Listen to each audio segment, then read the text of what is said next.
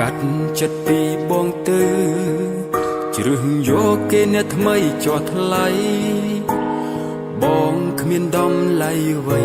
ដែលឲ្យរូបស្រីមកស្រឡាញ់បងទេបងក៏បានដឹងច្បាស់ថាបងមិនស័ក្តិសមនឹងមាសមេបើអូននៅបន្តស្នេហ៍គឺមានតែការឈឺចាប់កាត់ចិត្តទៅណាស្រីព្រោះបងគ្មានអ្វីស័ក្តិសមនឹងស្ងួនមានតែការឈឺចាប់ឲ្យអូនមានដឹងទេមានតែទ្រាំកាត់ចិត្តក្រគល់អូនឲ្យទៅរូបគេទុំដឹងថាឈឺចាប់ក៏បងសុខចិត្តដើម្បីក្តីសុខអូនណាថ្លៃ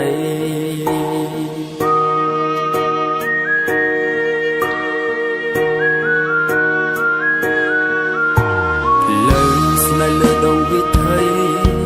អ្វីក៏មិនអាចថិតថេរជីវិតបងពេលនេះគឺមានតែបញ្ហាមិនចេះចប់ឡើយលើ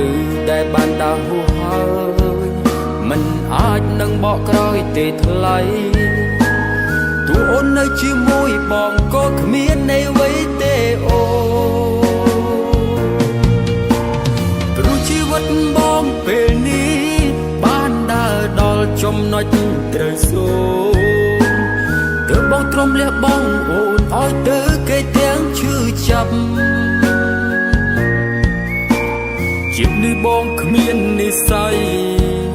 នឹងបានមើលថែរូបស្រីទៀតទេបងភ្លេចបងចុះមាសមេរស់នៅនឹងគេឲ្យបានក្តីសុខណាអូ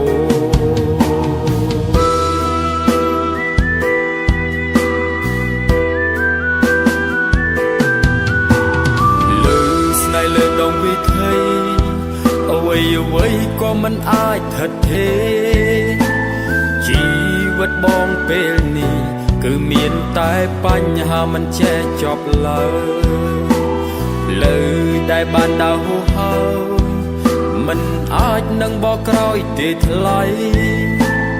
ទោះអូននៅជាមួយបងក៏គ្មានន័យអ្វីទេអូ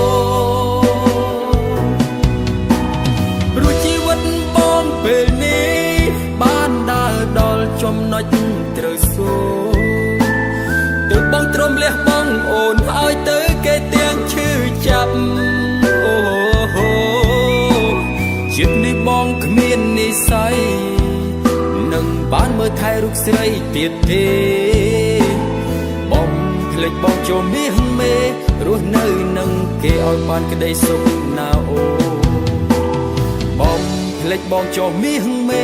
រស់នៅនឹងគេឲ្យបានក្តីសុខណាអូ